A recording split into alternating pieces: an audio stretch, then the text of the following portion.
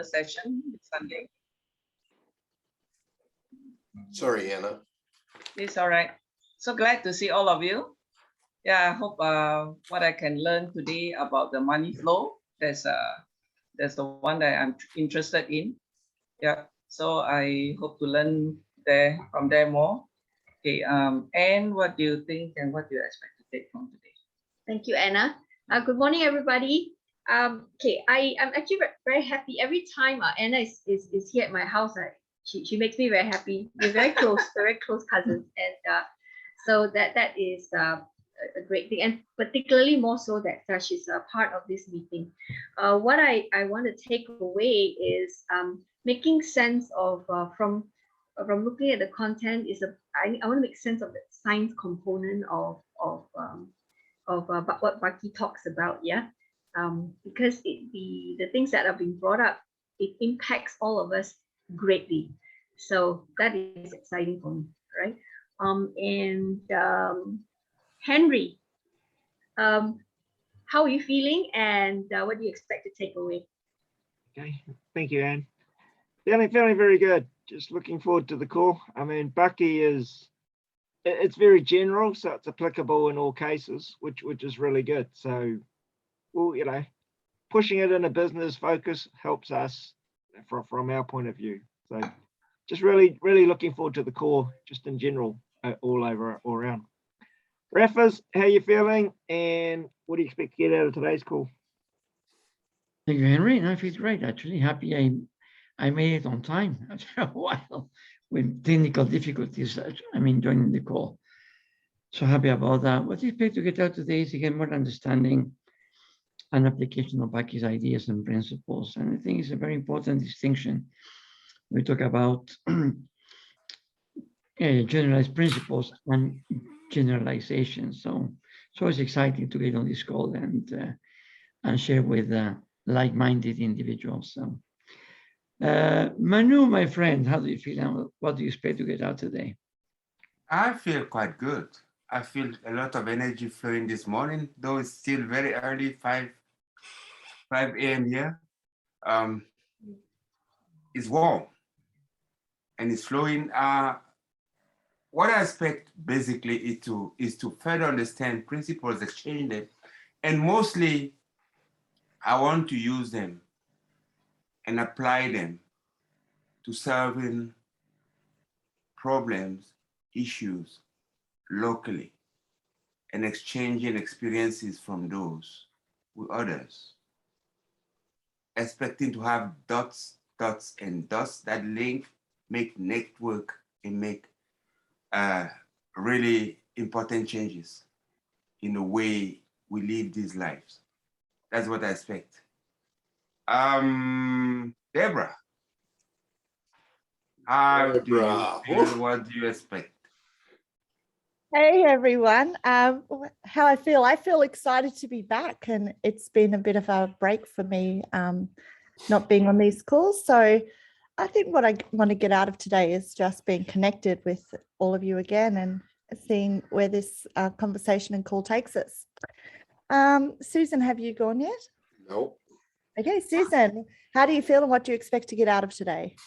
I am super happy, and Deborah, just super happy to see you back. You're such a wonderful energy. And I already have one of the main things I was hoping for today, which is just connection. Philemon, how are you feeling and what do you want to get out of today? I'm feeling great. Yeah, we've got fantastic weather the last 2 days in Sydney here. So I'm covered in salt, sun. I've got a couple of spoonfuls of resentment and bitterness just to add a bit of balance to my life. What I want to get out of today is what Manu said, actually. I really resonates with me. He says it's better than me. But what he said, if you can remember, is what I want to get. But looking at the email graph, I'm just seeing that we got emailed the non-simultaneous events. The in-between, the space in between, I love the in-between. There's so much fun on the in-between. So I'm interested to see where we take that conversation. I had my first day back on the tools yesterday in 8 years on a construction site with a belt working with the boys because I wanted to go backwards. I felt stuck. So I've kind of gone backwards in order to go sideways in order to triangulate and go forwards. And I know Wow. so I purposely consciously with the boys, labor, cuts, dirt, swearing, everything that comes with a concrete and reinforcement kind of day. And I got so much of it because I miss it in 8 years, apart from a sore body. So really interested now after work in the body to work in the mind. So I'm expecting to get really, really confused and clear at the same time. Let's see your hands, Philemon. Oh, it's hard, mate, but there's the cuts are all Where are the blisters, mate? Where are the blisters? Stop the bullshit. no blisters. Too calloused for blisters. I'm over blisters years ago. Nelson, how do you feel and what would you like to get out of today? Thank you, Philemon. I'm feeling good and happy. And my expect is to learn more about non-simultaneous events, business exchange, duality, and dualities. Thank you. That is my feel and my expect. CJ, what do you feel and what do you expect today? Thank you, Nelson. I'm feeling grateful this morning, and just came back from switching between sitting in an online class with my son. He's having a bonding class with a charity organization, which I've been attending monthly. It's about moral values and parenting and children. So now my wife take over and jump over. So I'm really grateful for having that. And what I expect out of this is a word popped in my mind as I sat down and look at everyone around the world, is this word called wealth. Wealth, not just money, it's about life. Wealth of relationship, wealth of in terms of the things that you are doing, the abundance of it. So that is something that I want to connect further for today with everyone and through today's lesson as well. Anyone else that haven't gone? I'm not so sure. Johnny Butler. Eddie, okay, Eddie, I see Eddie hand up. So Eddie, how you are feeling and what do you expect of today's session? Thank you, CJ. I feel great today, and feel fat actually because I had a really late night ramen last night. So, but I'm really looking forward to like getting back into learning about design, and that's all I'm looking to get in today's call. So, John, how do you feel, and what are you looking to get out of today's call? I'm feeling great. I'm feeling very fortunate and grateful, in part because I'm in Perth. And it's a stunning day here today. So yes, I'm all ready to share. It's nice to be back with you. I've missed a couple of weeks. So looking forward to learning, and it's nice to know that I'm the center of everything. That's what I feel like saying. Susan, what do you feel like saying? Go to Kelly. Susan's gone. Joe Susan's or Peter and Catalina? Oh, okay. Catalina, how are you feeling? What do you want to take out of today? Thank you, John. I feel quite blessed and quite and grateful to we're having a beautiful spring day. The weather has changed. We had a connection dinner party last night with friends that we see once every month. So it's always beautiful to feel that level of friendship and connection, and having a loving dog looking at you with puppy eyes all the time when you're eating something. So, but yeah, I'm always happy to be here. I expect, as always, a very rich conversation filled with something new to learn or apprehend or comprehend, because there's always something else there to learn. So I'm looking forward to that. Peter, how do you feel and what you want to take away? Yeah, thanks, Kat. I'm actually feeling expectant. I'm expecting something really powerful today. Got no idea what it is, but that's the energy I'm feeling. I was reflecting this morning about cycles of life, and we've just had the 20th anniversary of the 9/11 situation, and how, whether by design or whether by accident, that created a higher level of political tyranny in supposedly free countries over the last 20 years. And so I've been reflecting on that and how we can design more freedom an environment where truth and love can bloom rather than their opposites. But at a business level this week, I spent 6 hours with on a training call with Jay Abraham, and that's another cycle. Jay Abraham is probably the world's highest paid marketer, and he's been teaching people, businesses, how to market for, I think, 40 years. I don't know. We spent 6 hours with him, and out of the 6 hours, he taught for 5 hours and 20 minutes, which was kind of amazing. But I was reflecting on that because when I was about 23 or 24, I invested in a Jay Abraham's course, and using the knowledge that I learned from him and from some other people, you know, I had an amazing couple of decades of making and losing empires, well, empires to me anyway. And, you know, I was revisiting the knowledge that he gave me, and I've been revisiting Napoleon Hill and a few other people that I've studied over the years. And there are certain universal principles that just last forever. And I think we study that in this, and how to apply that to our lives, to the world, to business is an exciting thing. Joseph, have you gone? No. Joe, how do you feel, and what are you looking forward to taking away today? I'm feeling lucky to be here, feeling great, and it's good to see everyone. And I'm really looking forward to thinking in terms of principles and applying them to business. That's the areas that I really like to see how Bucky's concepts actually really hit the ground. And so I'm really excited about today. Steve, how do you feel, and what would you like to get out of today? Well, I'm feeling pretty good. I'm actually feeling a little tired. I usually am not this tired this time of night, but I'm exhilarated to be here. I just had dinner with my son-in-law, and there's a lot of stuff going around politically all over the world, particularly in the US, particularly in Australia, particularly in Africa, particularly in Colombia. I mean, it's going all over the world, isn't it? And we tried to have a discussion today, and I found out that our biggest, even though we tend to agree in terms of general principles, the words that he used didn't have the context. I choose words specially, like he said, well, it's about will. And, you know, there are willful kids. We talk about people who are strong-willed. There's a whole connotation that goes with will. And I switched it to my favorite topic, which may or may not relate to you guys, personal sovereignty.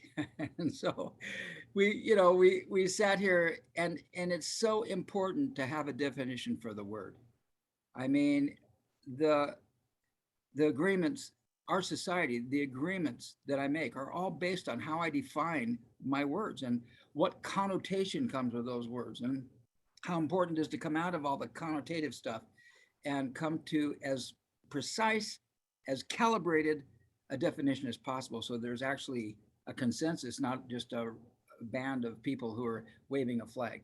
So anyway, I just love definitions, and I like the idea of getting figuring out what the context is. And I'm really thrilled to see Anne and Anna together tonight, which is really a thrill. So I love that. Yeah, I'm so glad to have you guys on the call. Have either of you shared yet what you? Yeah. You're the last, but you didn't say. Yeah, I was going to get you, Lisa. Well, I know who to choose next. What were you going to say, Kelly? I was going to say, you spoke about where's Deborah, and she showed up, and you're late. My gosh. Yeah, I said there's Deborah, and then she's got Lisa down there. So I don't know. Deborah's here, Steve. Steve was talking to me on Wednesday, and he said, where's Deborah gone? There's Deborah right down there at the bottom corner. Deborah, You've changed my life, Deborah. You just came in, said a few words about chakras, and then dropped out, left me all alone, but you've changed my life. Thank you very much. Okay. Go to Lisa. Lisa, are you next, or is it Kelly? Yeah, Lisa. Okay, good, Lisa. Thank you, Stephen. I'm feeling really good, and I'm really, really happy to be here. I missed last week, but it was essential that I missed last week. But I'm really pleased that I'm here now. And what I'm really wanting to get out of today is essentially what Susan said, which was the connection, which I've already got. But now I want to get a bit more and go a bit deeper from Bucky and all that we discussed. So that's it for me. Kelly, how do you feel? What would you like to get out of today? Well, I'm actually feeling overwhelmed. The screen's full and I'm thinking, oh my gosh, how am I going to get through this one? So it's going to be a big day, and I'm glad I added that extra half hour because I'm going to land the plane, but oh my gosh, there's an awful lot to think about. Deborah, great to see you, and you know, it's just one of those things where I've been reading all week about, you know, where people should go with Fuller and what the, you know, how they should think about Fuller, and, you know, what are the important things about Fuller. To me, the most important thing about Fuller is understanding that I have experiences and I experience them, you know, and I like to share the experience with others. And the other important thing about Fuller in my context of Fuller is it's a mind world. It's like, can my mind see it? Can it relate? And can it interrelate? And if it does that, then I can start to build structures.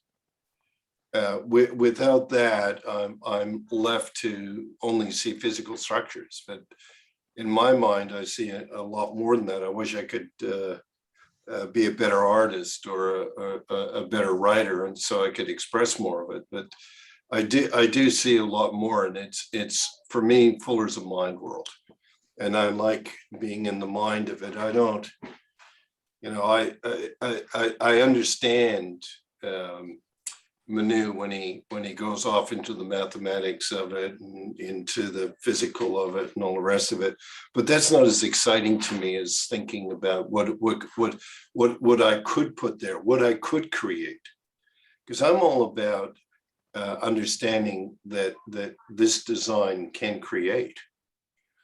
And I'm with Steve on words. I mean, when I read the stuff that Fuller's putting out now, I'm thinking, boy, if he was writing that today, or if he was writing that today, he'd be in all kinds of trouble. Because his language is so far away from 2021, it really doesn't matter. He's still back. His writings are still back in the world of a man. And for all the women on the call, you're all men. And it's like, oh, but again, it's like if we can get past that, we can start defining, you know, our beingness. It's so important to me. So, how do I feel? I genuinely feel overwhelmed today by the number of people that have showed up and continue to show up. So that's overwhelming for me. What do I want to get out of today? I want to ultimately my absolute goal for this call is to create a program that can be taught. But unless you take the time to go through the context, and I've been 30 years in context to try and work out what the hell the content's going to be. And I've suddenly realized that what it's really coming down to is understanding, as Steve always says, it's the center's in me. I'm the center here. And, you know, wherever I'm at with it, I'm still the center, and I have to be responsible and accountable. And so when we go through, I want to get through all the words that Fuller recommended. A lot of them are actually becoming redundant, but I think that we can deal with that and then come out with a 2021 version. And if we can, it'll probably be 2022 by the time we get finished the context and start laying out the content. But I think that's important. I don't think, I just don't think it's something you can do in 5 minutes. And I think we spend so much time trying to do things in 5 minutes, me included, that I miss so much. And it's like, I want to be comprehensive. And I want to understand the maths of it. I want to understand the science and the experience of it. To go through that, the only way I know to do that is to have people that share their experiences and what's going on. I mean, Philemon, I can't think of anything more scary than my getting back on the tools. I just couldn't think of, I mean, I am so far behind everyone in that game that I'd be frightened I'd hurt somebody. You know, I'm just not that skillful anymore. But if you want to talk and talk and talk, I'm the guy. So somehow I've changed a little bit, but yeah, I like where I'm going. Anyway, let's get started. Joe, you going to read for us today? Of course. Oh, John. Okay. I'm sorry. You've been superseded. Did you say Joe? Yeah, but John, you put your hand Joe, up go here. for your life. No, John, you did it, John. So I'm sure Joe would be appreciative that he can listen and go hard at it. So John, you're okay with that? I'm certain, Joe. Okay. Yes. Thinking about humans having these capabilities of using principles and being really the center of things, this also brings me to the very interesting realization that human beings really are now being at the center of things. This also brings me to a very interesting realization that human beings are now being at the center is very different from being on someplace, positioned on a line or on a pipe. Okay. So what's he trying to tell us there? What's he saying? What's his comment really about?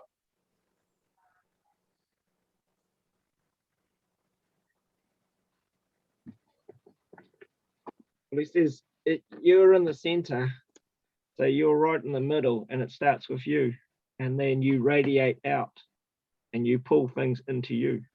You're responsible. So the second he puts you in the center, doesn't that immediately go to the context of between? In between, and then there's boundaries. Mm-hmm. So right there, it's like this idea of fourness. And I watch a lot of people talking about fourness and about dualities and things like that. But you won't get anything complete if you only talk about in and out, because it doesn't deal with all the other bodies. It says, okay, I'm into me, I'm out, but what goes on between that? And then the most important thing, I think, is the around that.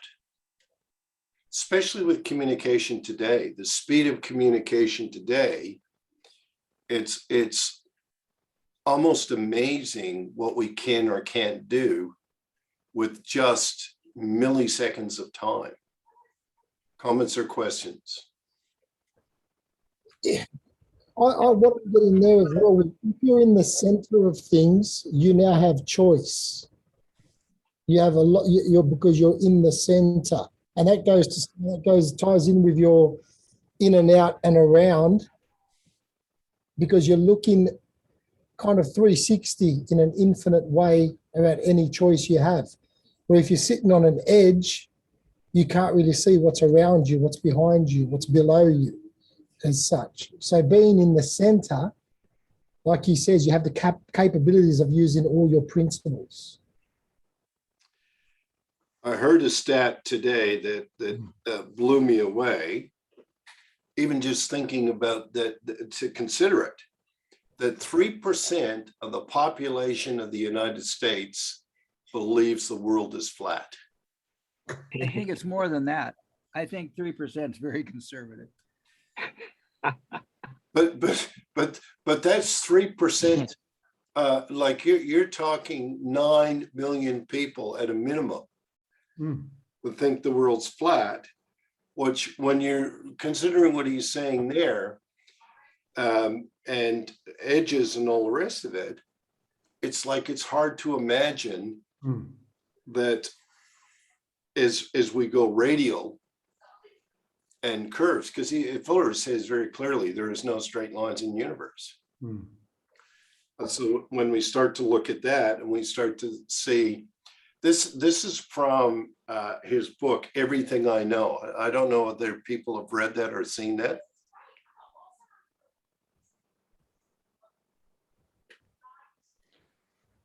It's when he came together and he spoke and just spoke. He spoke free-handed, and they interpreted what he said. So this is from when he was about, I guess he's close to 80 when he's starting to talk about this. And he just, I don't know whether you guys have seen videos of him just sitting there and just talking, just relating and interrelating.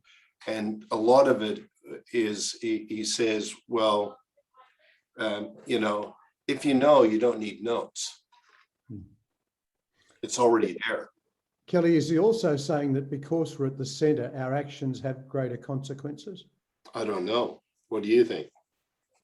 I think possibly, but I'm not sure of anything. That's a good point, though, isn't it? So the other There is a perspective here of being between things. Because things, just things, it's just an arrangement. It's already there. It doesn't have a, how will I call it? It is there. By you being in between things, then there start to be labeling and marking of directions of observations. Then you can start defining a vector, you can start defining a dimension, you can start defining. Okay, so Manu, you started the statement with arrangement. What does arrangement mean to you? Arrangement is arrangement, a set of things that are there that coexist in a certain way. So they're That's arranged. Okay, yes. So when you sit in the middle of something, and as Philemon just said, you now have a choice.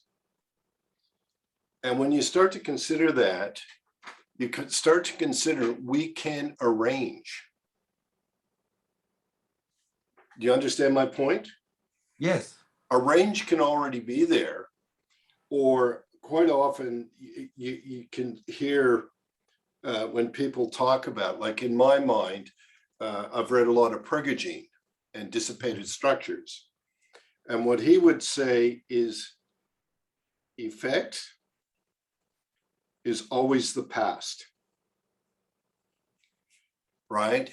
And the second you realize that you can affect something, but it's being affected by the past, it's not being affected by the future.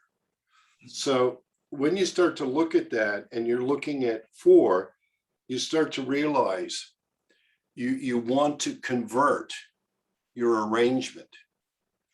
And so when you're looking at it and you're saying to yourself, I have this effect, but I want to have this outcome. Now what do? Do you understand my point? Yes, you arrange. You arrange. Rearrange. Yes. You arrange. The problem is, do we have the patience for arrangement?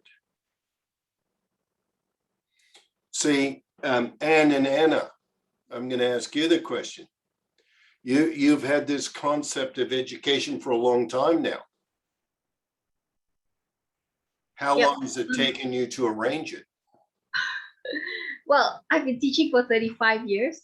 So, and it started from the day I started teaching. There were so many things that just didn't make sense. And, you know, and I've been rearranging them from even 35 years back. And today we still haven't finished arranging.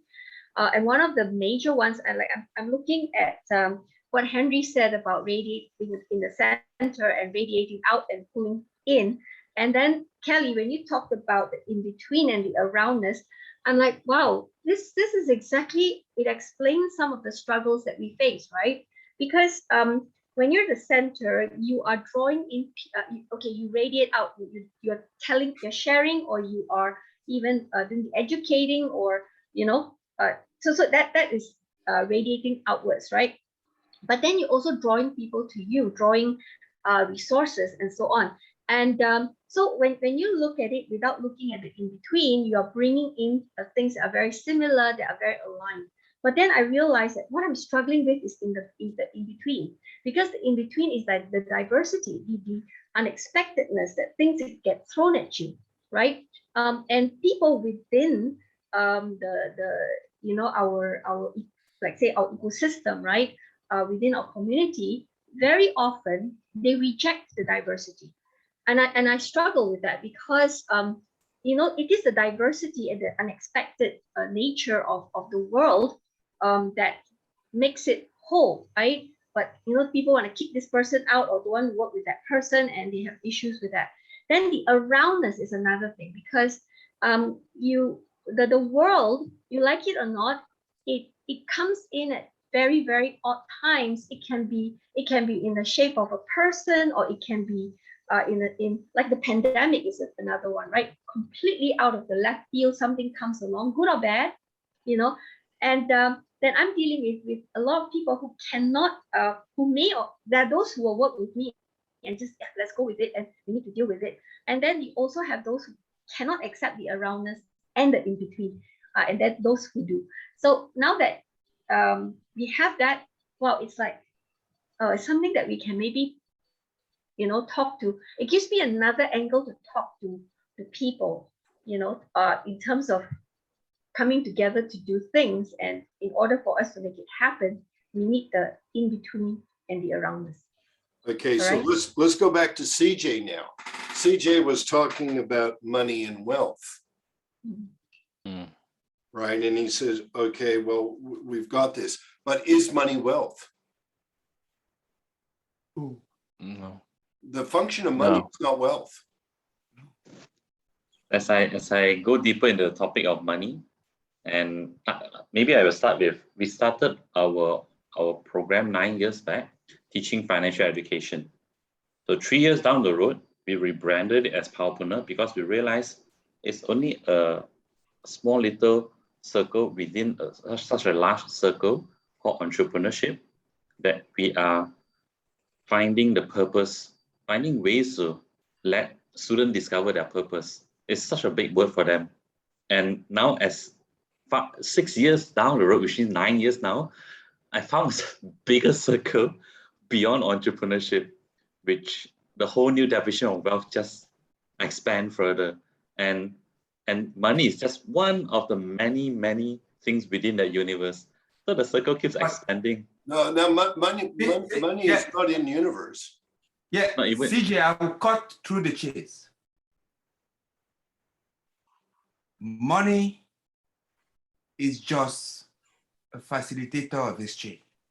Exactly. That's what it is. That's all. It has nothing to add.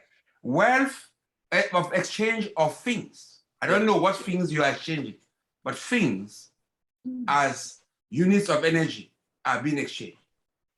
Wealth is the accumulation of those things. It's two different things, completely different. And there's confusion in the world about money and wealth. It's not same.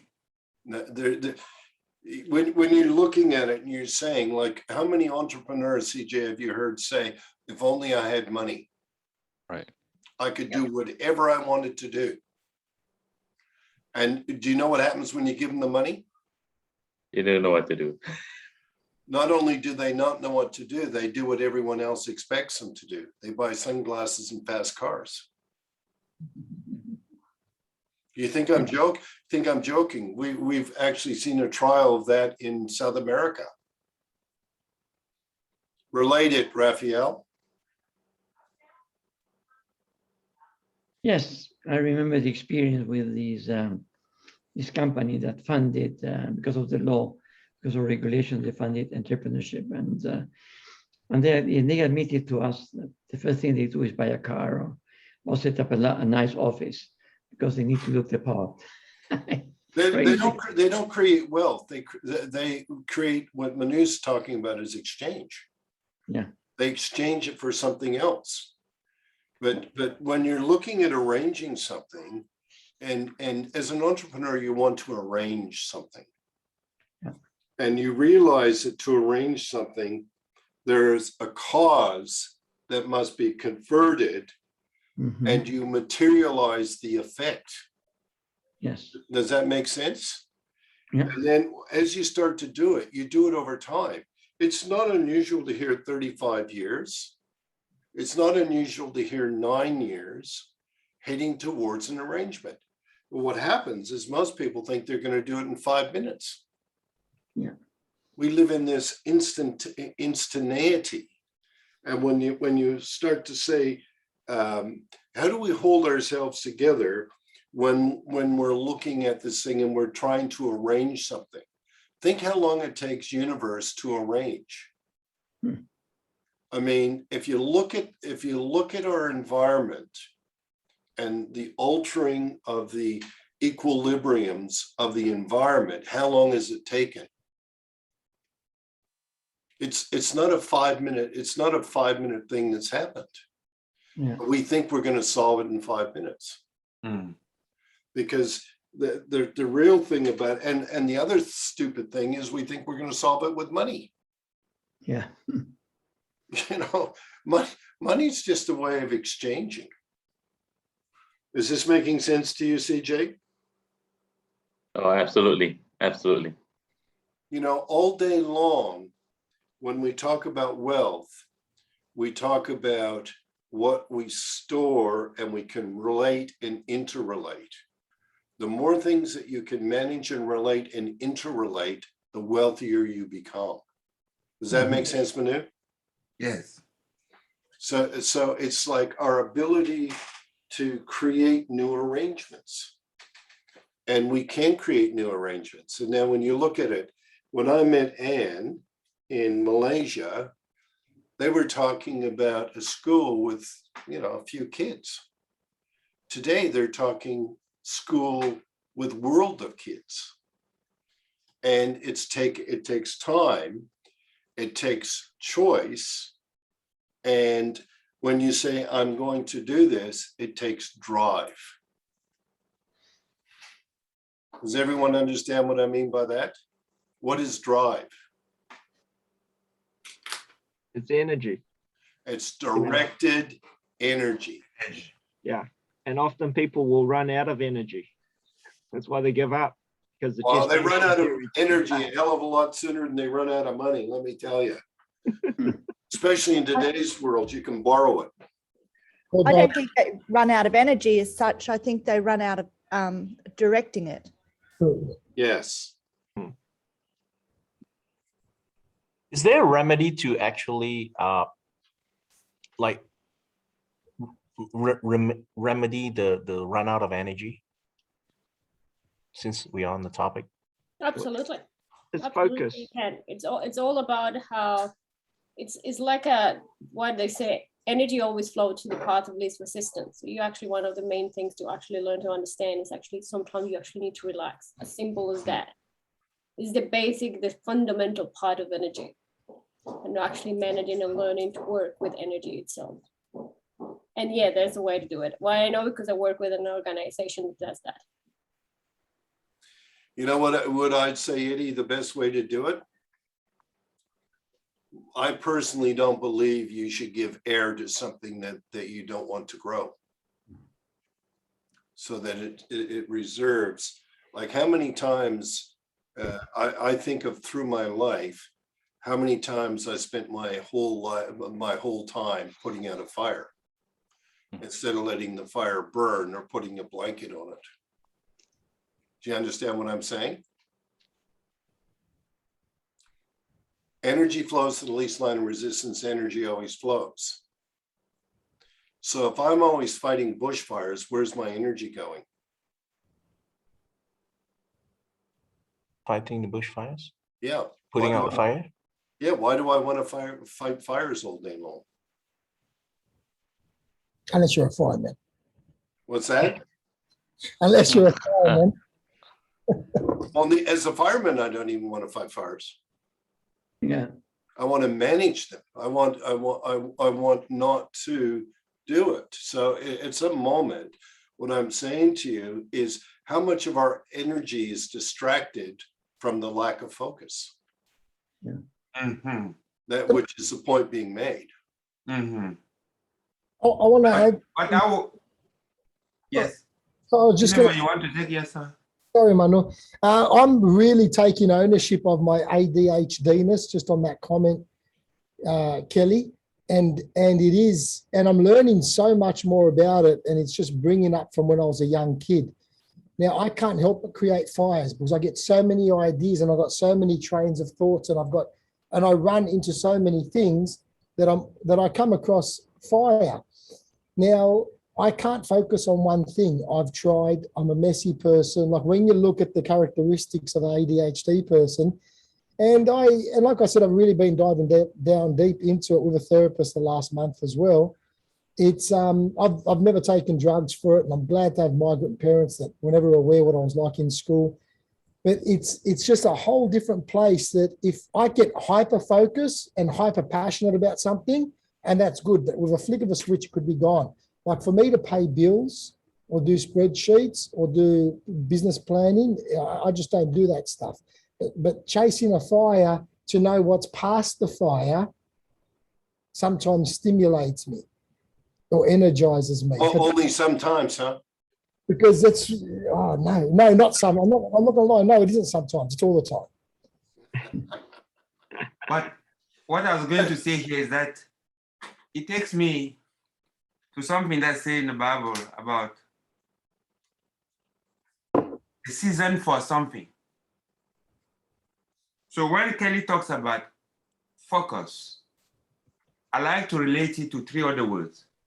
Is that object, is time and timing. Because if you just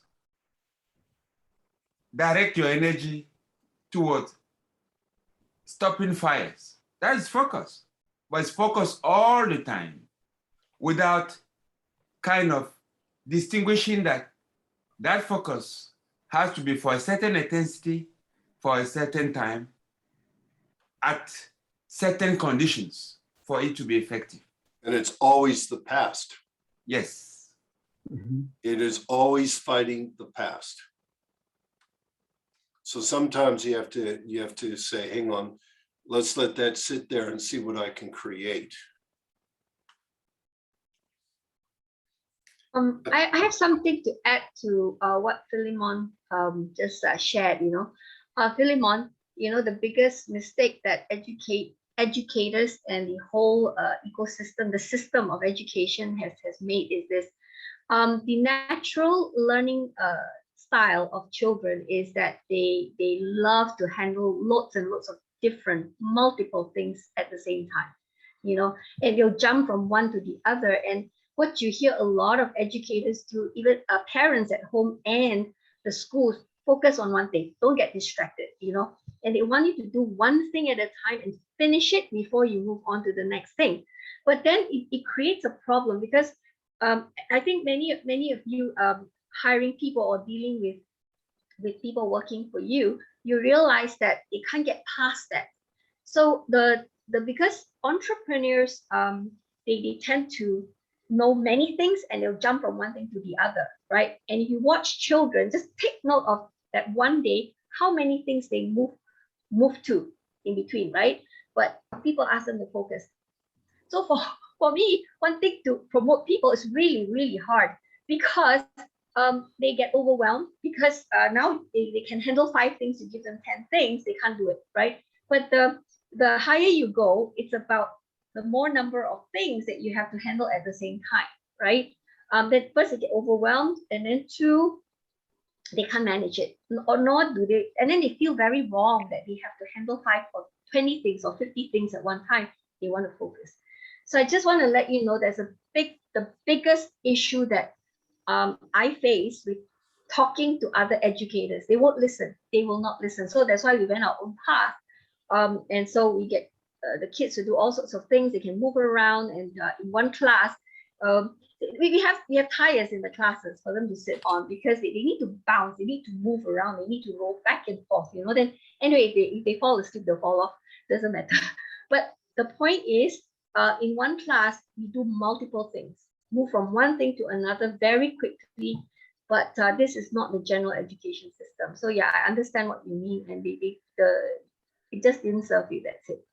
But Okay. what you're talking about there is always within a certain context. You know, yes, in a class, there's a lot of things that you have to do. But that lot of things that you have to do as an educator is actually facilitating that exchange and regulating it within the context of that class. Yeah, regulating the energy. I remember when I was in kindergarten, I remember that very, very clearly. And this lady was a teacher, was very young, beautiful girl, and she would tell us, pinch your mouth. In other words, she wanted us to do this, to prevent us from talking.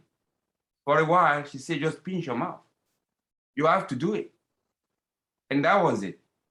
The other thing that I would like to say here is that I heard, or maybe I misheard, that the entrepreneur has a lot of energy. I would correct that and say, suggest not correct. I would suggest that the entrepreneur has a lot of energy for something. Because as Einstein says, there is not a genius, but it just stay very longer with a problem. Yeah. It stay a long time with a problem. In that you have directed your energy towards something at the pace that allow you to last long in order for you to reflect, refract, go around, toss it left, right, up, down, whatever it is, so that you find how it fits in the context of a solution to a flow that you sense, and how you can repeat saying that, Manu, what's the definition of entrepreneur? See, I don't think people really have gone back to say, we know what we think an entrepreneur is today, but fundamentally an entrepreneur is a risk taker. Yeah. And so when you look at that and you say, okay, as an entrepreneur, I'm going to take a risk, and we tend to take a risk in an area that for whatever reason fascinates us. But we keep risking at that moment.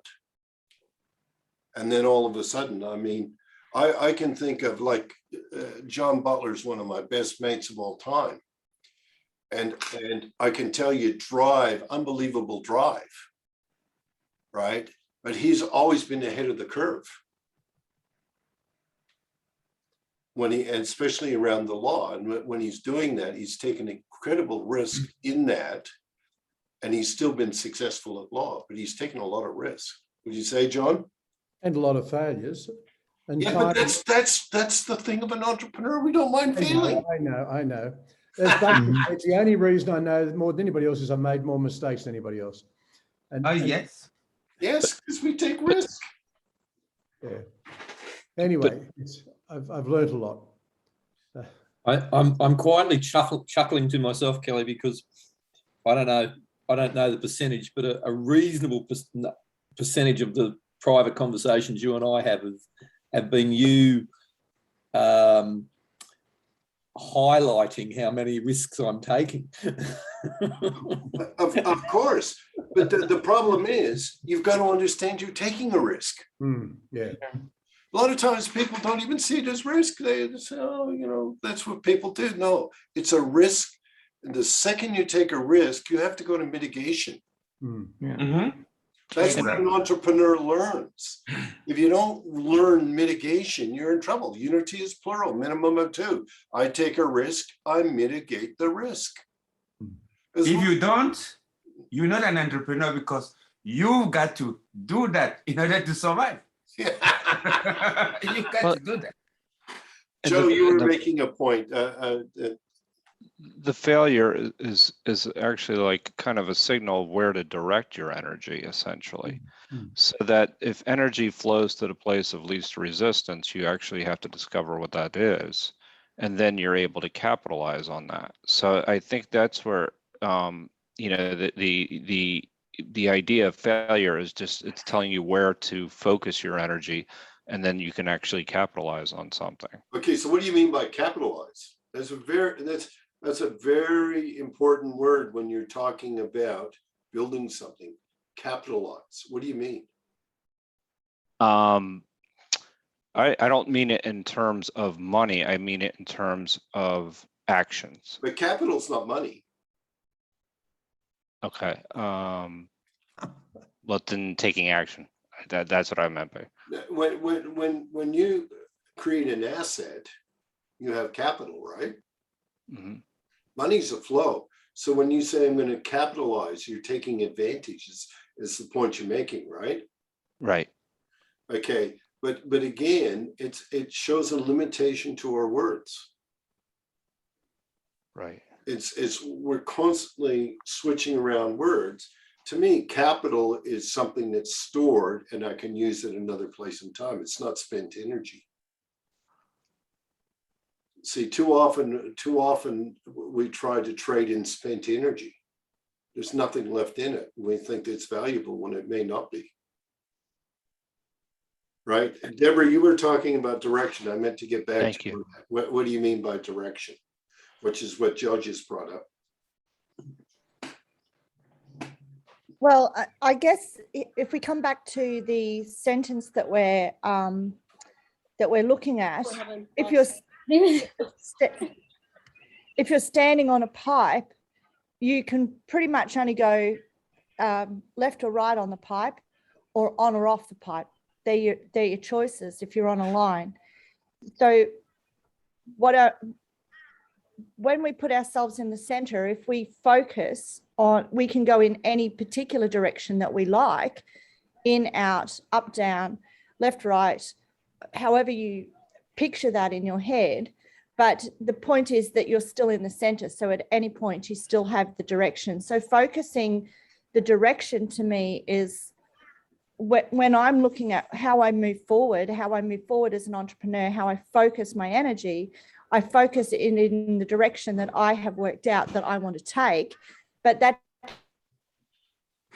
doesn't necessarily mean that it's the right direction. It doesn't mean that that will be this direction that in the next week will still be the same direction. But we attribute that right and wrongness about it.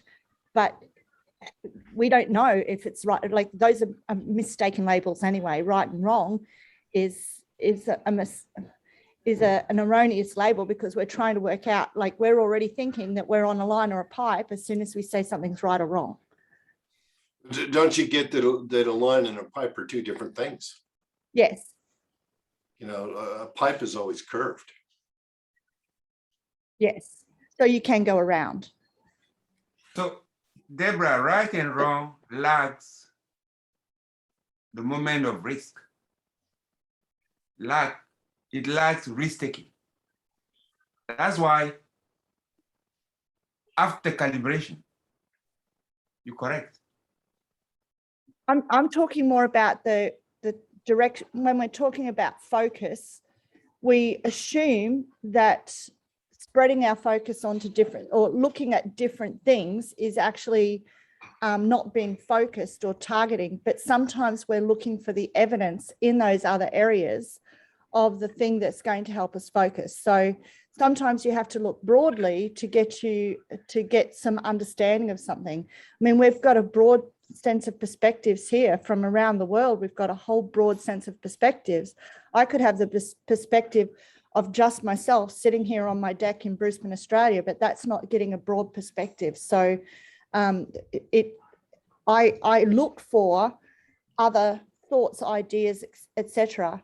Whereas I could just focus my time. I could be working right now on doing something, but there's no right or wrong about doing that. And there's no right or wrong about doing this. That's what I'm saying, is that we attribute moving off the target or off the focus as being something that's right or wrong. And I don't think that it actually necessarily is. I think you can actually come back to something because an experience has already altered your perspective on it. That's got, maybe seems like it has nothing to do with it, but in actual fact, it's all about gaining those experiences. And isn't that what Bucky's telling us to do? Go and get the generalized experience. Go and get the perspectives, go and see what there is else out there that we can actually bring back to what we're doing. Well, and that really comes down back to macro micro. Yeah. It's like when you're getting down to the fine detail of something, it's very different from the broad, how it fits into all the relationship. But anyway, we got to keep moving or we won't get, but see, that's how easy it is to get a group of people with different experience to take a few hundred words and just stretch them into hours. Anyway, let's go, John. You cannot really improve on the center. I hear people talking about possible genetics, possible bad experiments being made by scientists in trying to alter the human being. All I know is there is no way you can really improve on the center. You can, if it's linear, you can make the man high jump a little higher, but you cannot get closer to the center than the center. Really, our function is to be at the center of the information, to discover the principles and to employ those principles. And that is absolutely the way we function. We are at the center. Comments or questions? I don't disagree with Bucky on this one. Go hard.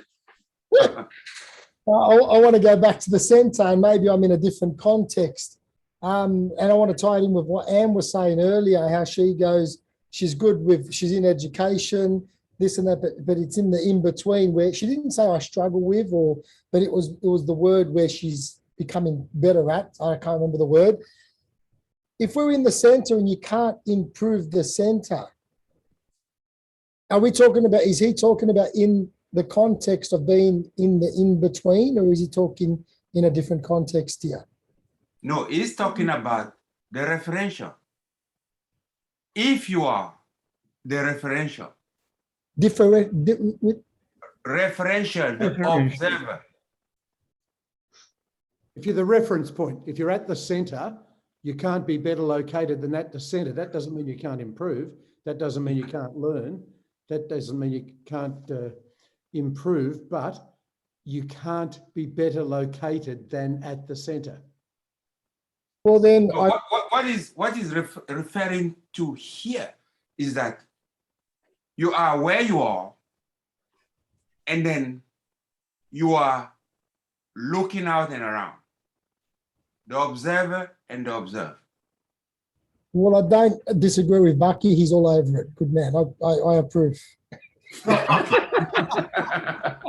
Whoa. Other comments, other questions?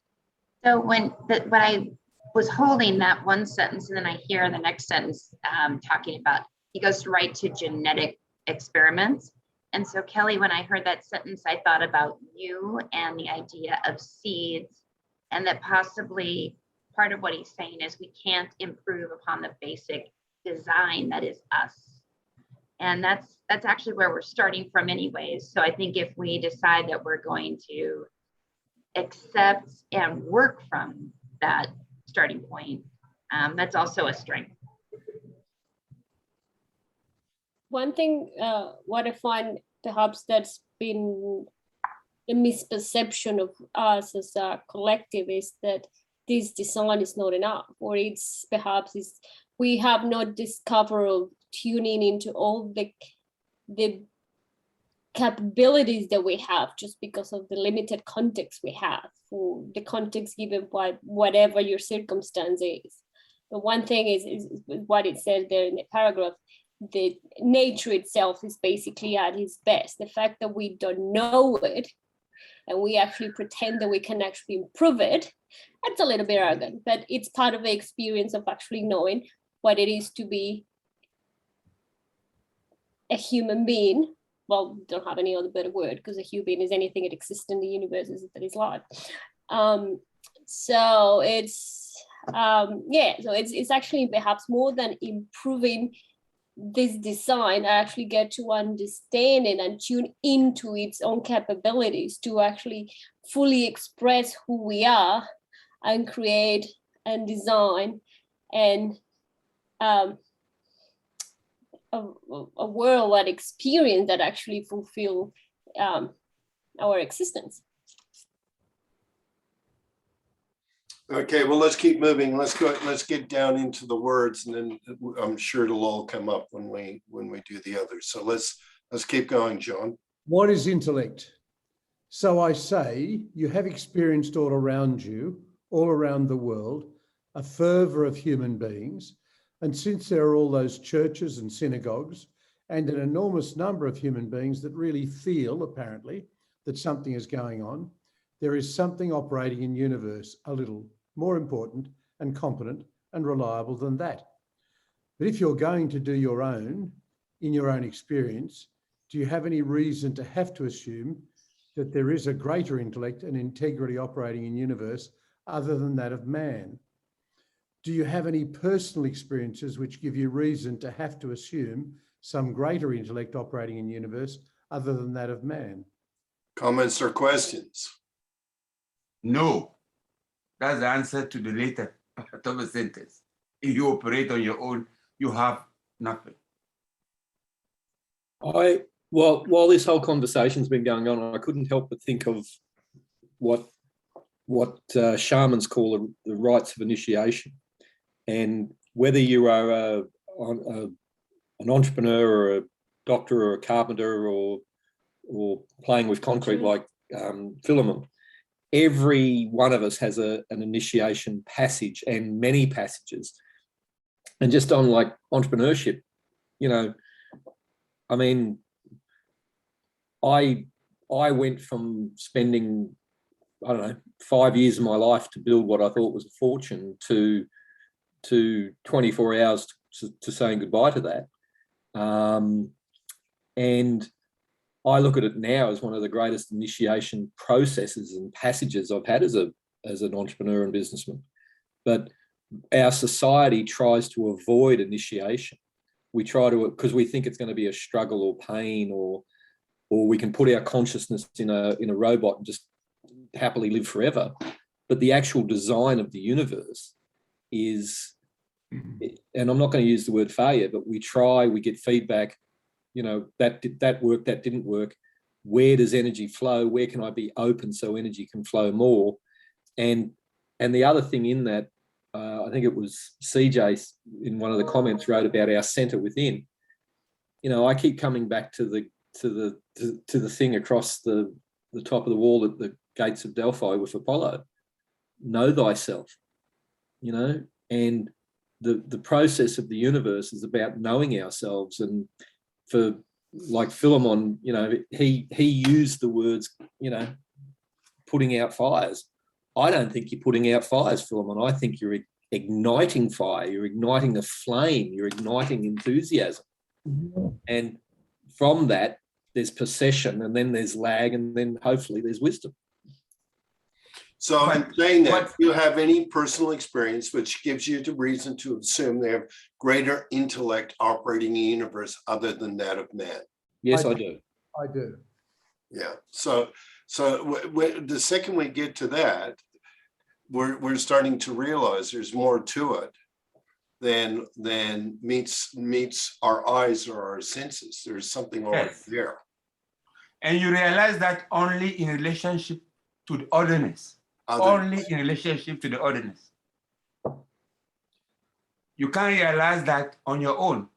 There won't be chicken if all the chick remain in the shell. You need to edge out. This morning, I was picking up dog shit, and because it's spring, there's clovers. Clovers, for those people overseas, they've got little white flowers on them. And while I'm scooping up shit which had flies on it, there were bees on the clover. And I thought to myself, how come no one told the flies that bloody honey's so much better than shit? You know, it's just what I'm thinking about while I'm picking up dog shit. And then it made me think that sometimes we need to go through shit, because on the other side of it, like shit has its reason. My first year in business, many, many years ago, I had no structures, no systems, and I had somebody go broke, or he ran away owing me $142,000, right? I was in the shit. Now, I went to a really bad place. I had to sell a unit, pay the boys, this and that. I was traveling around Sydney with a bloody 12-inch hunting knife, and this is where I made I came up with the thought there's a lot of good people in jail, because if I did come across him, I don't know what I would have done. But I was in the shit. The good thing that put me to the flowers was I then created structures. I learned a lesson, created systems. I understood the duality of it, that there are flowers and there are shit in business. And shit is getting through it is going to create something. Other people go back. And yeah, and I just thought I'll throw that in. So you experienced something else operating in universe. Yes, yeah, and I still come across shit. And what I mean, but again, when you do that, your ability to apply it is what it comes down to. You say, okay, well, you use the description of shit and flowers and all the rest of it, but really in your mind, you're relating and you're saying, okay, it could be different. There could be a different way of doing it. Mm-hmm. You know, right from the hunting knife right through to smelling the clover or fertilizing the tomato. Yeah.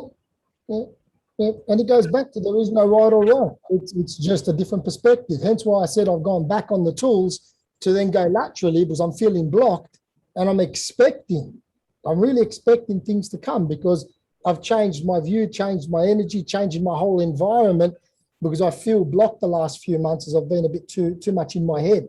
So I'm looking for the duality. Okay, let's get back into the physical body and change environments. Shit and flower, there's good in both. Okay, let's keep going, John, or we won't get through our 4 words. What is science? What is science? Science is the attempt to set in order the facts of experience, the raw materials of experience. I, the universe, is quite clearly these important generalized principles that we discover. A generalized principle in science is one which no exceptions have ever been found to the mathematics or of the principle. So what is science? A little boy poking shit with a stick and trying to figure out what it's doing. So what is science? With it. It's then doing something with it. Mm. You go out, you poke the shit, but then you've got to do something with what you learn. It's a way of explaining something that we haven't understood before. So science is an attempt to organize recorded experience in a way that is understood, repeatable, and accepted by the people in the set. Yeah. That's how we say is a process. So what has science become? Political. It's become a religion. It's science. Conspiracy. Has become an authority. Yeah. Rather than if you haven't got if you're a scientist, you must have a level of authority. Well, what's Fuller saying about science? A question here. Principle, macro or micro, please? Say that again. The idea of the general principles, yeah, where it is okay, something becomes a principle when there's no exception found to the mathematics of the principle, right? So is that macro or micro? Because there are a number of things out there. Macro? It's true in all cases. Yes, it's macro. Okay, so what happens is this is one of the things I wanted to ask the group here, because there are quite a number of things in the world, the world, the actual world, that doesn't fit into some of the principles that we have decided are principles. I think one of them is string theory, and the other one is, I think, quantum physics is the other. If I'm not wrong, correct me if I'm wrong. Isn't that science? Yeah. Yeah, it is science. The thing is that it doesn't fit into some of the principles. No, but isn't that science? Isn't that what he's saying about science? Yeah, you're right, it is science. So does that mean then the macro, there's a bigger macro to which we haven't discovered yet? Or Yes. So he's constantly moving out because the science is discovering what's in the macro. That's why in and out. So it's out and in. So how far out have you gone? And instead of making science an authority, it's an inquirer. Yeah. Yes. There are two very important words in relation to science. One is an attempt. Mm-hmm. Two is question. There is always a varying angle, always. What is accepted today can be brought back, put into question, and ditched tomorrow. It is an attempt. It is a pursuit of truth. So that's science. Science is that process. Science is not an absolute. Yes. Yes. And when you're looking at this, so right now, with COVID, we've got a lot of generalizations, not necessarily generalized principles. And so we start to say, from this point of view, this is what might happen. But from a macro point of view, that's probably not what is happening. So when you look at economy and you look at the macro economy and you're saying we can control, the temperature of this planet. We cannot control the temperature of this planet. We can manage some of it inside the generalized principles. Does that make sense? So principles are like boundaries.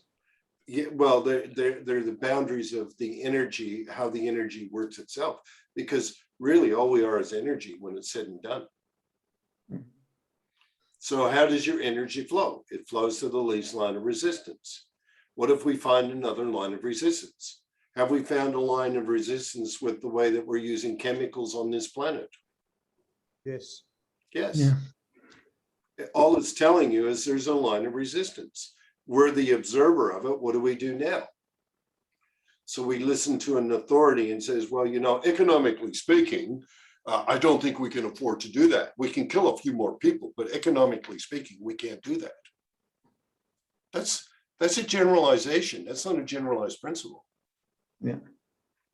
And the more we understand that, the more we realize we get confused by true in all cases. Like leverage is true in all cases.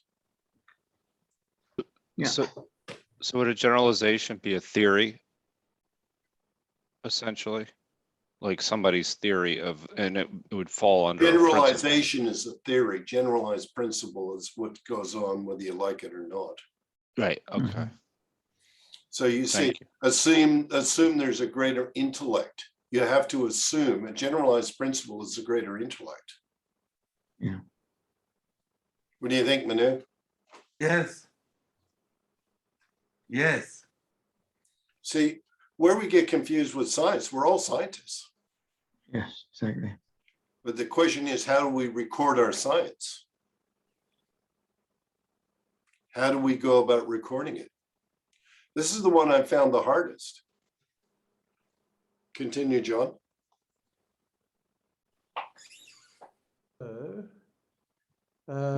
What is a system? A set of some things, some bodies, working together as parts of a structure, thought, or an interconnecting network. I went through all of Fuller's books, and you really don't get a very good definition of system. And if you, when I looked it up, there were so many things around system. It really didn't say anything about it. But to me, when I'm looking at a system, I'm looking at boundaries. And I'm looking at how do I manage the boundaries? How do I manage the things and bodies in the boundaries? That's why fundamentally that's my definition. Something, somebody's working together as part of a structure. Now, can the structure be metaphysical or physical? Yeah. Yes. Yes, absolutely. Even to Manu's point, actually, universe is a scenario, according to Bucky. Universe is a system. It is a system. Universe is all the systems that are working is together. is in a conscious awareness. Yes. Yeah. System of systems. And then when you break it down, the systems break down the bodies and the some things. So if we're going to create something new, we create the system, or we create the boundaries that we're working within. So all businesses are systems, just like Philemon was saying. The only way he can manage or control his business is by having a system. A system, in my mind, is fundamentally a boundary. Yes. A boundary for the processes to behave. And so it becomes a predictive proposition. Mm-hmm. Yeah. And as we know a little bit about something, we can be very predictive of mostly aging. See, in business, if you look at when you start, you don't think of how it's going to die. But I've made all the money I've made by understanding that my houses die. And by doing that, I become predictive of when they die. And so I'm already speaking to people when their equipment gets 4 years old. I already know that's when I start to create an income. Before that, they're living on their metabolic rate. But once they get through that, they're living on all of the wear and tear of what's going on. And I follow that. And I don't think it's any difference in concrete, Philemon. I think it's exactly the same. You're looking at the life cycle of concrete, or as Manu keeps saying, half-life cycles. Because now you can become predictive. Does that make sense? The same thing with money.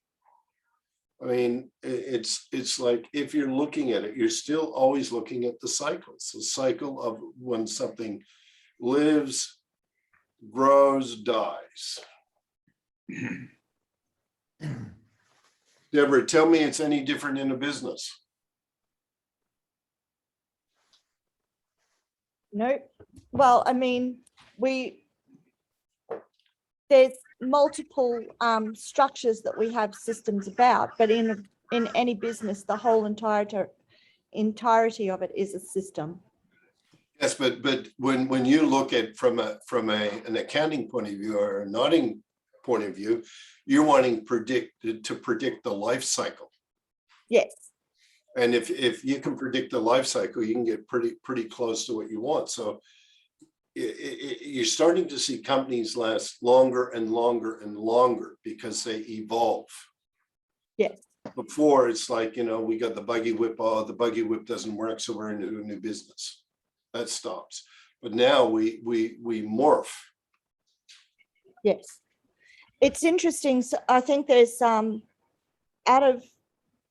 think there's 7,000-year-old businesses in Japan. We met some of the business leaders of those businesses, and they extend well beyond the people who actually set them up and start them. And the reason they did extend well beyond that time and generation after generation after generation was because their system was about what is the market telling us, how do we fulfill on that, still make a profit at the end of it, and sustain and regenerate into the future our business. And they just kept that cycle going. So they had a structure around how to actually even look at that. Yeah, and I got some news for the Americans who, with their economies. They think it's about sustainability. It is not about sustainability. It's about regenerative, repeatability. And so when we say, oh, I can sustain this, you're actually looking at a metabolic rate of something. And when you sustain it, you might be carrying a dead horse. Look at your car industry. You subsidize the car industry for years and years and years for tens of thousands of dollars, right? And instead of understanding it's a regenerative industry, they say we got to sustain the customer in the industry. It didn't work. It still doesn't work. If you look at it, and it's just one of those things. We've got to get rid of this word sustainability at some moment. It's got to be viable. Then it's sustainable, but it's got to be repeatable and regenerative. Mm-hmm. And just that simple word of sustain means sometimes we'll sustain a copper pipe that leaks lead, or a lead pipe that leaks and leaches. It's dead. Its purpose is finished. We've got to get into that. We're in the United States now, they're arguing infrastructure. You've got to be kidding me. Your infrastructure is dead. It's time to renew. Actual fact, the very limitation of the word sustainable is within a cycle. One cycle. Yes, one cycle. One cycle, sustainable. Then you go next, we say repeatable. You have to repeat, and repeat with a minimum loss of energy, with minimum friction for it to become regenerative. And again, regenerative for a while. You can, otherwise you violate the laws of thermodynamics, which are principles. It's regenerative for a while. It will regenerate for a while. After that, it becomes something else. That's exactly why you can have 7,000-year-old companies in Japan. They've been thinking like that for a long time. The Chinese think about that. And it's like all of a sudden, we look at this, a 20-year war, we're putting money into a 20-year war thinking you could sustain it. It's not ever going to do that, because the thinking and the word usage is creating something else. So let's get to the final one, John. What is consciousness? We've come to the point where, in our trial and error finding our way, stimulated by a designed-in hunger, designed-in thirst, these are conscious inputs. Designed-in procreative urge, we have such an enormous amount of, as we learn later on, of designed-in automated processing of the interrelationships of all the atoms in our organism, starting then with a consciousness of the hunger, giving a drive to go after, to seek, to experiment, man having then no rule book, nothing to tell him about the universe, has had to really find his way entirely by trial and error. What's he saying? We didn't get given a manual. We didn't get given a rule book. We've just had to find out what was happening as we went along. Yeah, but you get hungry. Oh, yeah. Yeah. We're driven. And we're still finding out. Mm. Yeah. I think one point here is that consciousness is absolutely linked to experience and trial and errors, and that consciousness is progressive.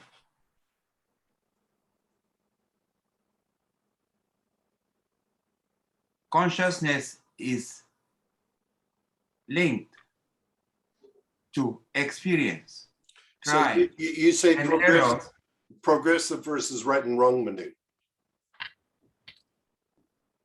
Say again? Progressive, we progress rather than dwelling in right and wrong. Yes. That's why in his world there's no right and wrong. We progress. Yes. Or evolve. Or regress. Yes. And that's almost part of our design, because when you're looking at the preconditioning, because he talks about preconditioning very early, right? We've been preconditioned. So when we look at 35 years of being a teacher to change something, why do you think that is? Because of the preconditioning. Conditioning over long periods of time. Mm-hmm. Yes. So, comments or questions?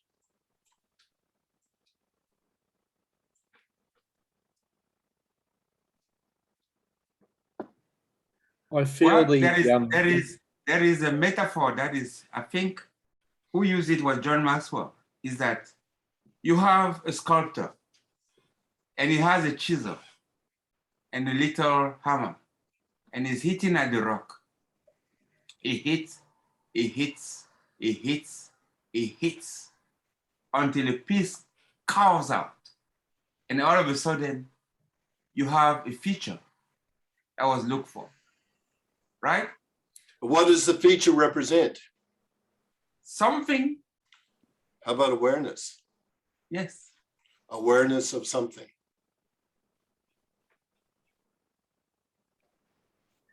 Keep going. I'm glad it's attributed to John Maxwell. It's probably only 5,000 years before Maxwell.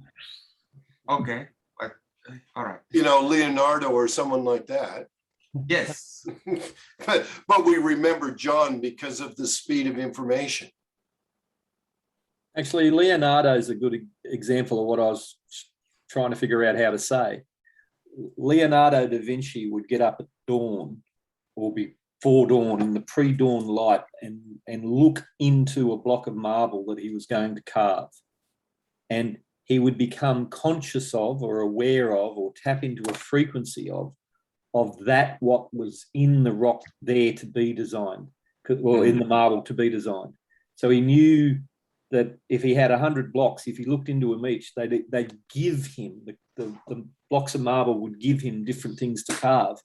And part of that was physical senses, part of it was intuition, part of it was awareness, but part of it was going beyond the limitations of the five senses and tapping into, whether it's tapping into great spirit or infinite intelligence or whatever you want to call it, you're tuning into. There's the limitation of the definition that's there on Consciousness by Bucky is that, you know, I don't know, maybe what we're aware of physically is like the tip of the iceberg, and what's below the iceberg is infinite intelligence and great spirit and source and energy that we can't comprehend consciously. Yeah, I was a bit frustrated with the limitations. We comprehend the story. Yeah, but I like your story. Yeah, and I would like to bring that to something that is, I think, is we've been talking about a long time ago. Is that it is the universe and finite is finite, but there are infinite possibilities into dividing. And the more experience means that being exposed to as many as those divisions as possible. The more you do it, then the more your mind can relate and can go beyond the immediate physical into a metaphysical scene. Natural fact, just seeing as the metaphysical is kind of muting into form. And that's why Leonardo could contemplate, see those details that he's seen before, and then direct the energy into the piece in such a way that predictively it could carve out what he wanted to cover. Manu, I think what it really says is, who knows whether Leonardo said that or didn't say that. But the point is, it's a good story for our mind to work with. Yes. Yeah. And whether it's John Maxwell or Leonardo or Peter, it still enlightens the mind. It's still the light is in the mind.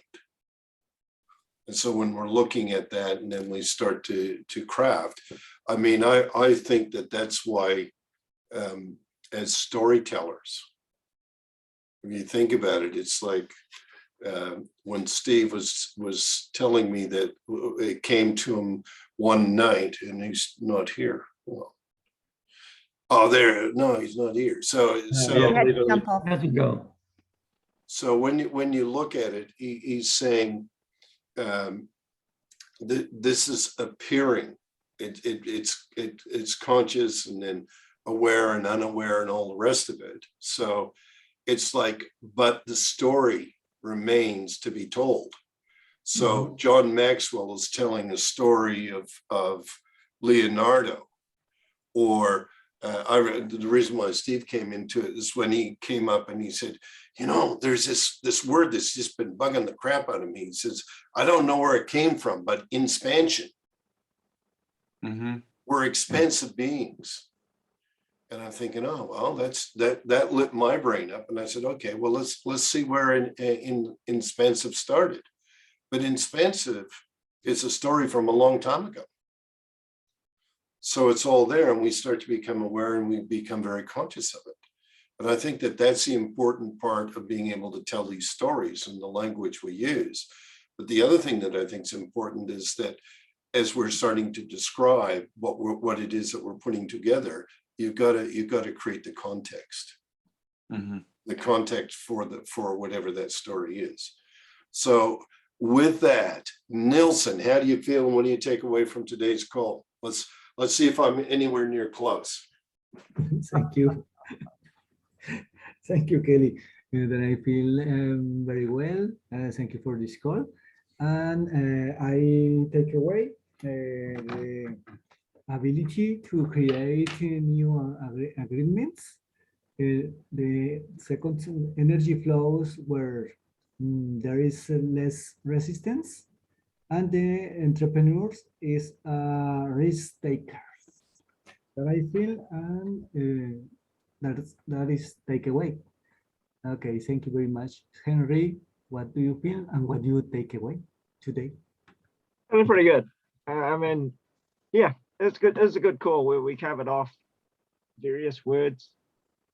Context, yes, you do have to set context. If you set the context for your outcome, then I think you can stay focused. And if the goal or the desire, the outcome is big enough, it carries you through. So you do have to have a macro view of that. It's Veritas. Veritas is about trial and error. And if you're in error, or you're not heading towards where you're going somewhere else. You could veer off on a tangent out to the universe somewhere else. You're not going to get to your outcome. But it was good. Yeah, good discussion on what we covered about that. So enjoyed it. Went well. Peter, how you feeling, and what'd you get out of today's call? Thanks, Henry. Look, I'm feeling good. Only got 7 pages of notes. I think there were a lot of things I took out of today, but I'm going to go with the practical businessman part of me rather than the metaphysician, because there's a lot of metaphysics that I could joyfully talk about for 10 years that was in today's talk. But money is just a system of exchange. Exchange is always in the universe, and capital is actually just a storage of a method of exchange. That was kind of meant something to me. And the other part of that was that the entrepreneur wants to arrange something, and some arrangements take 5 years, some arrangements take 40 years. Our friends in Japan with the 7,000-year businesses, their arrangements are still going on because whoever started it created a context that was regenerative. And that aspect of regenerative in a business, of being able to do again and then do it again and do it again, and grow with it and have its frequency grow, I find that exciting and enticing. Deborah, you gorgeous creature who I haven't seen in a very long time, how do you feel, and what did you take away today? Sorry, I forgot. I'll look back to Kat. I'll look back to Kat, don't you worry. How do I feel?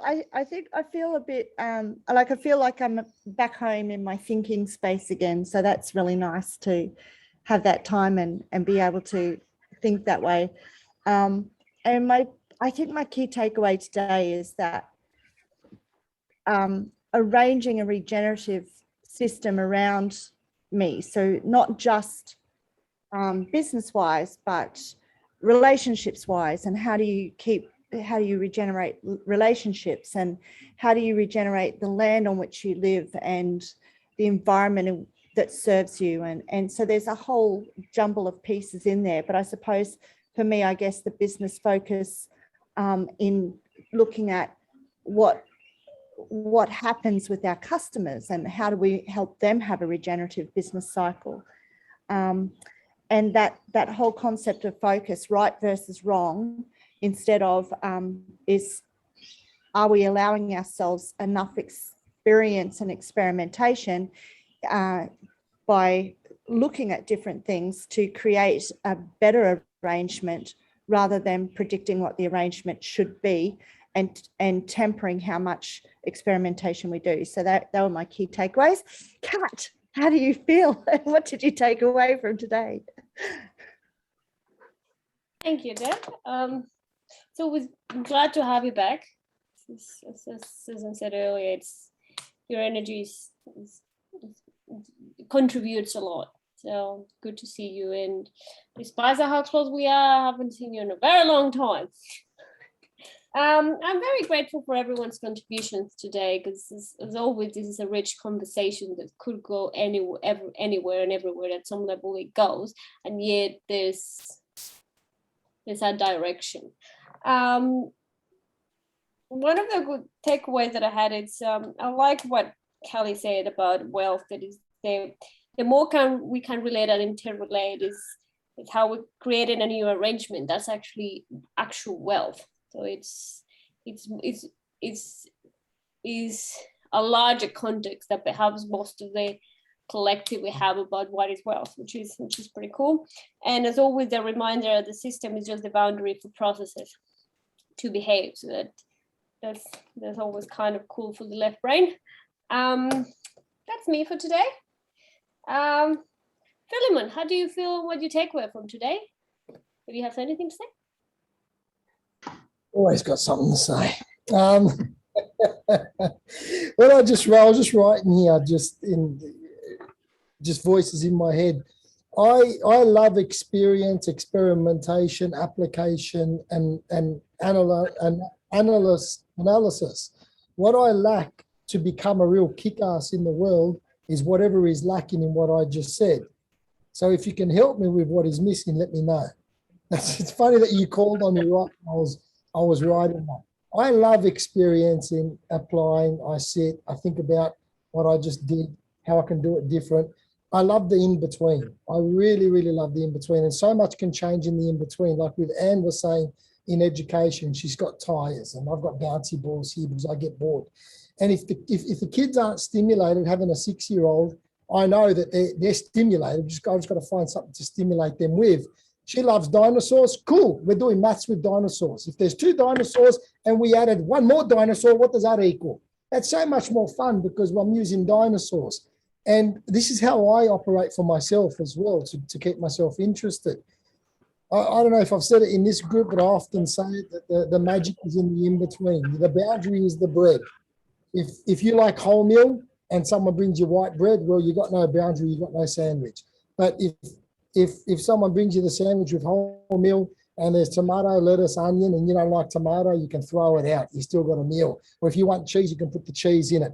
Magic is in the in-between. That's the experiment. That's the analysis. You know, magic is the in-between is where it all happens. Between the sheets, between the bread, between life and end, birth and death. Like it's freaking that simple, isn't it? Isn't it really meant to be that simple to experience? I don't know. I don't know. Anyway, that's enough. That's how I feel. Yeah, and that's what I wanted to say. That's what I got. And I'm just going to give it to someone now, and I'm going to give it to Joe. How are you, Joe? How you feeling? What did you get out of today? I'm feeling great, especially after your takeaway. I knew you were going to come to me, so I appreciate it. So, there was a number of takeaways that I have from this evening. One is the idea of just putting out fires, because I've been part of organizations that have put out fires where you're actually expending energy and not getting in, everything comes to a halt. And what I found is, sometimes an entrepreneur, what they do is they just spend energy a little bit differently, and that they're not putting out fires. And it can be entrepreneurial within an organization, or it can be outside the organization as well, where you're just finding out what you have to do in order to find the path of least resistance in order to get something done. And I think that that's a really important quality to have when we're talking about the expending of energy. So also capital as unspent energy is actually something that really is very, very important to me that I'm going to have to actually think about this week. Also as a principle theory, as a way of setting up boundaries around how we can, our principles as a way of how we can come up with theories that work within the principles themselves. So basically how principles are macro, and they set up exactly the system that we're working in. And then we can come up with various theories that work within that system, but we can't violate certain principles within that system. And that's a really important thing to have, because I really just learned a little bit more about whether it be Einstein's theories on principle theories and constructive theories. And it's very similar. So that was a connection that I'd made with something that I learned a little bit about today. Well, actually, I'll just leave it at, I'll leave it at that for now. Henry, how are you doing? And what are you taking away from today? Give it to Susan. Oh, Susan. Susan, how are you doing? And what are you taking away from today? I am doing great, thank you. And I had a kind of a bit of a stand up in the middle of my partnership meeting yesterday, talking to my partners about why words were important and why we should write a contract that had a draw rather than a salary, even though functionally they could get to the same place. And I told them, no, words are very important. They're going to predict the relationship and they're going to predict the expectations, and we should be precise. And then I used another word that nobody else had ever heard, hegemony. And they all thought that maybe that was possibly an X-rated word and they were going to get in trouble for looking it up. But anyways, the other thing that I got out of today, just an intersection of a couple of worlds. I hear Kelly all the time in my head that energy flows to the line of least resistance. Energy always flows. And pretty much most days of my life, I grab a little snippet off YouTube from Abraham Hicks, who talks about alignment. We walk through our world and we experience contrast, and we know what we don't want. So we know what we do want. And as soon as we launch that desire, universe, greater consciousness is making it so. And what we need to do to allow it to flow into our lives is to get into alignment, to erase our resistance so the flow can occur. And so I love being in that space. And I thank you all for helping me to get there with a little bit more grace. CJ, how do you feel and what are you taking away? Thank you, Susan. It's pretty overwhelming and interesting session for me today. So kind of a few things I already hear from our friends, like something that resonates a lot is entrepreneurship and arrangement. As I move further to wealth, money, and so on, one of the key words I want to share what I've learned is this word exchange. And as I listen in, I wrote it down further that I constantly exchange or we exchange ideas, experiences, energy exchange, we exchange resources. Of course, part of the process is money as well. Relationship, a lot of that, businesses and agreements. So that's my biggest takeaway for today. We are constantly exchanging. Yeah. So let me see. Lisa, have you gone, Lisa? So how do you feel and what do you get out of today's session? Thank you, CJ. I feel really good and I'm very grateful that I've had this time with all of you today. I think the biggest thing I actually took out of today was just the ability that all of us have to have our own special case and experience our own special case, and how a conversation that we've had today just takes us everywhere, and it's the power of in itself, really.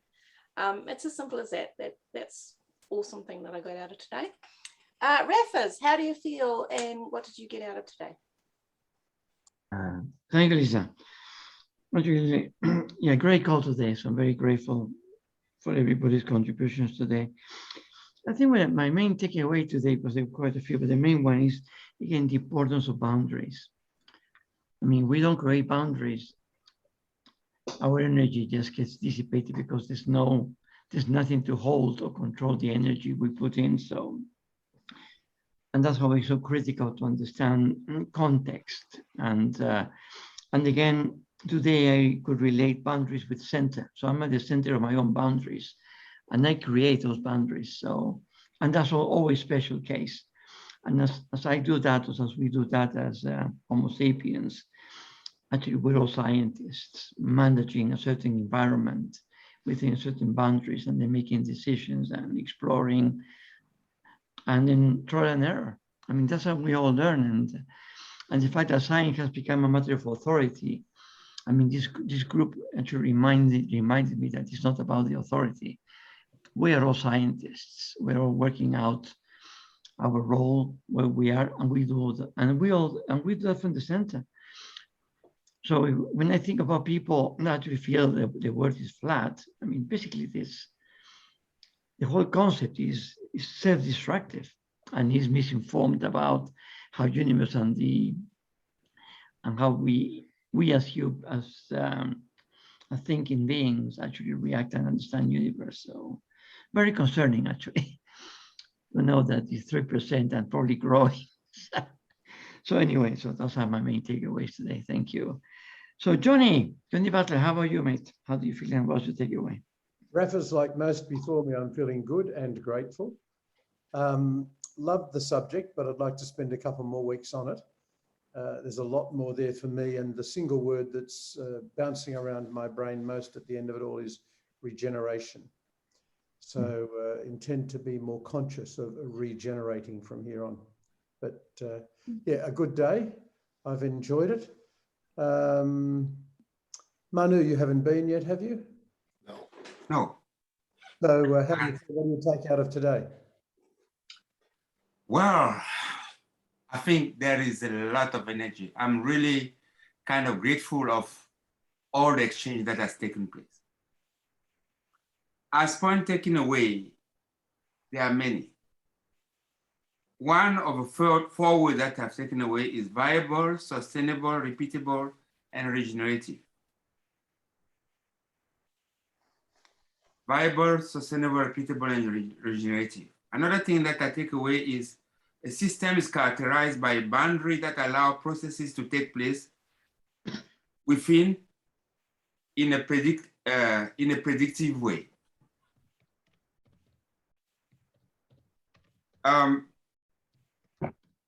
Another idea is the ability to create wealth comes with the capability to rearrange things already there in a lot of different ways.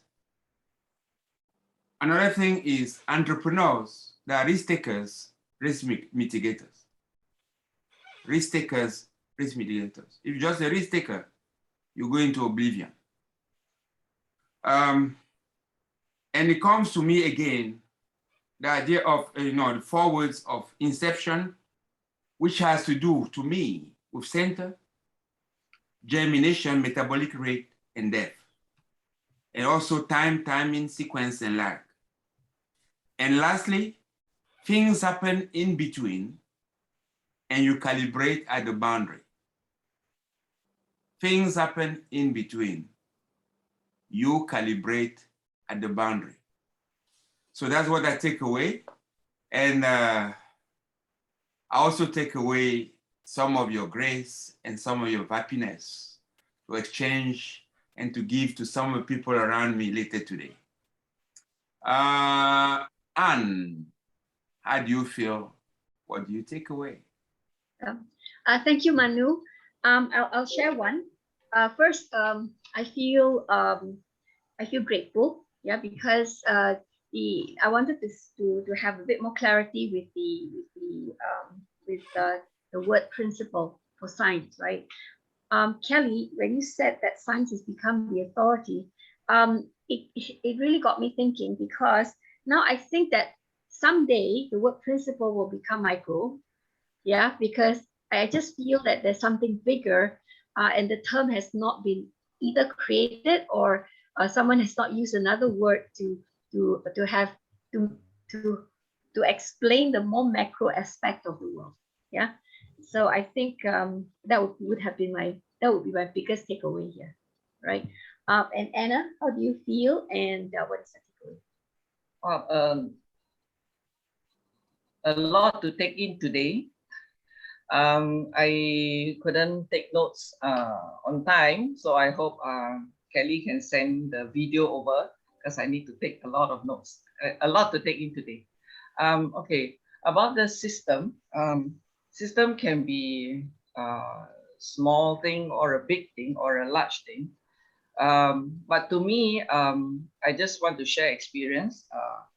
I was a kindergarten teacher in Penang before I joined N school.